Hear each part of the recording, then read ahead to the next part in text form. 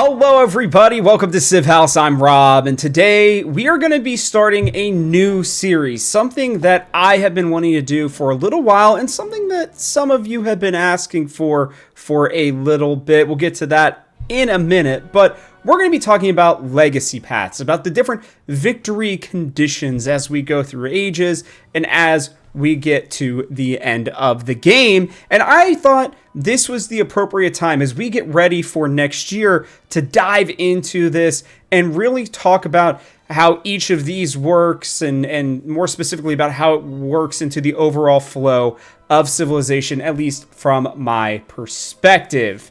Before we do that, as always, make sure you guys like and subscribe so you don't miss out on any of the great Civilization 7 content we have coming out here at Civ House. Let me know in the comments section below what you guys think of legacy paths and of the victory conditions that we have in the game. Okay, I want to start here with just an overall thing. So the way that this is all going to work is I'm going to talk about victory and legacy paths overall. Then I'm going to kind of give a breakdown on things that maybe I might change or just general thoughts I have about how some of these could be fixed.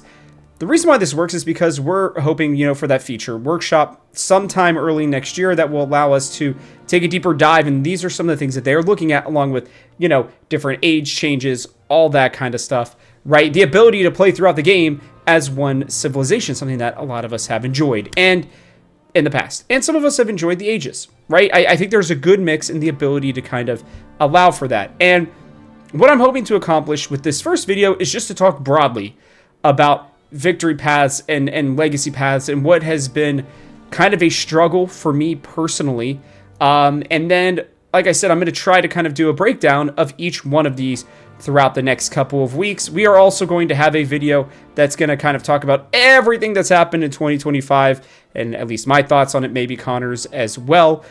And we are going to plan on doing a video to kind of preview what we expect for next year. So make sure you guys are ready for that. Let's get started here. So this all actually stems from a comment from one of our biggest supporters, one of our best commenters here, from Breaded Ward Stout 7096. Always giving a lot of really interesting suggestions. I know one of our Switch players. In case if you guys are wondering, we may not get the time necessarily to answer all of your guys' comments. We try to get to as many as we can, especially with how crazy busy things have been lately, but we do see them. And this was one that I saw, and it's had me thinking actually over the last couple of days. Basically, Breaded Ward Stout said right here, I would love a video breakdown of your dream concept for the full 6 legacy paths. How many leaders specialize in the 6 paths? What attributes do they have that would help identify what the paths might look like? Are there existing paths like Pax Imperatoria, which feels more expansionist than militaristic, that might switch, and what would replace it?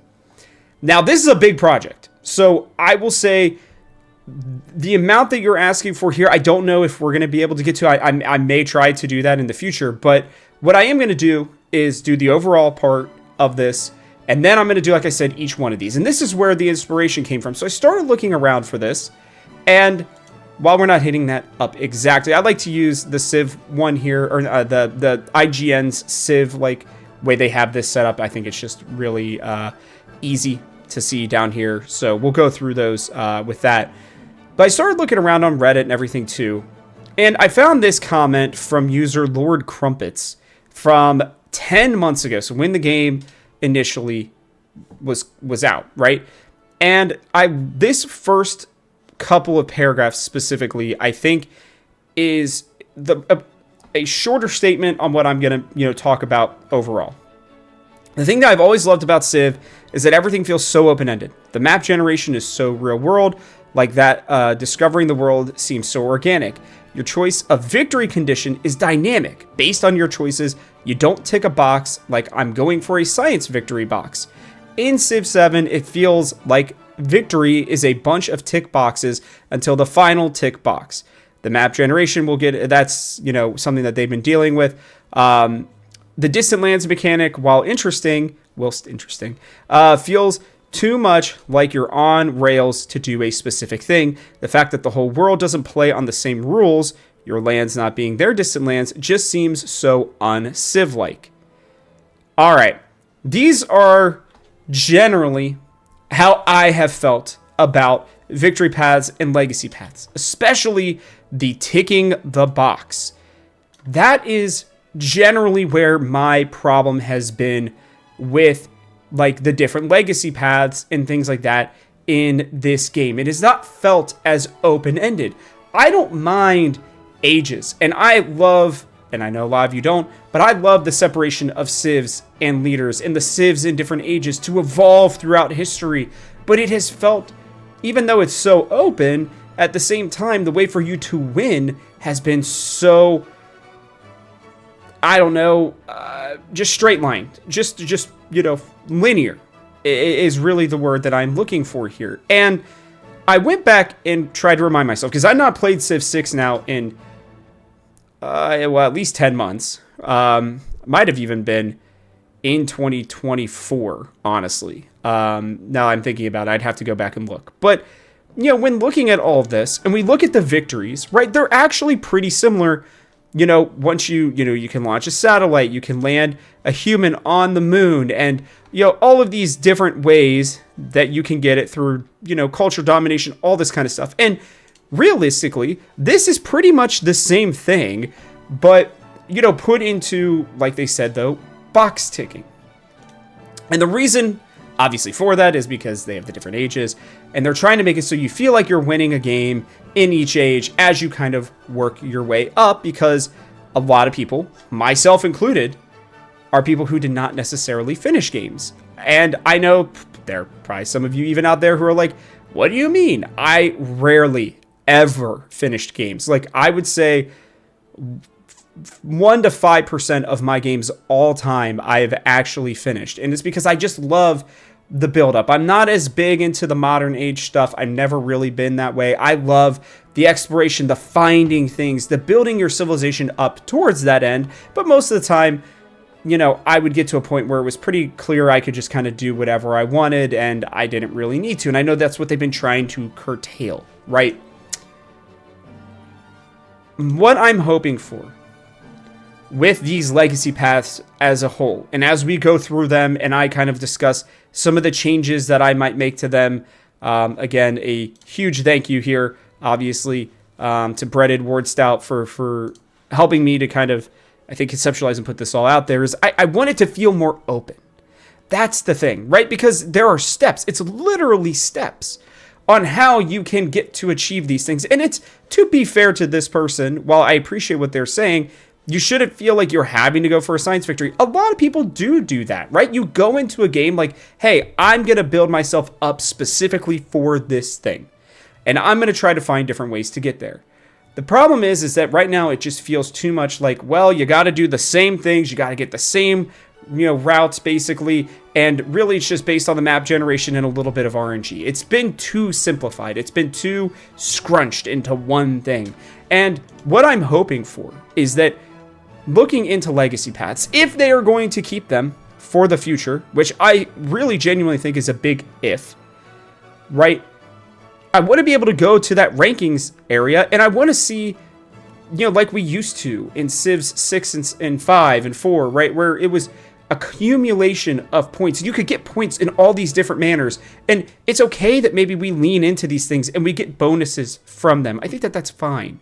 But realistically, right, the accumulation of points and all this kind of stuff, it feels like it's just for this. Right, you look at the rankings and it's where are you at based on the scale of somebody else based on this legacy path. I don't want it to necessarily be like that. I don't want to win because of that. I'm okay with an overall points. I'm okay if you want to specifically focus on culture, right? If you want to spend your entire time in culture building a bunch of wonders, that's great. But this limitation even is like, I think, problematic for the civs themselves and for the leaders, where you have to build them to be able to fit into this system.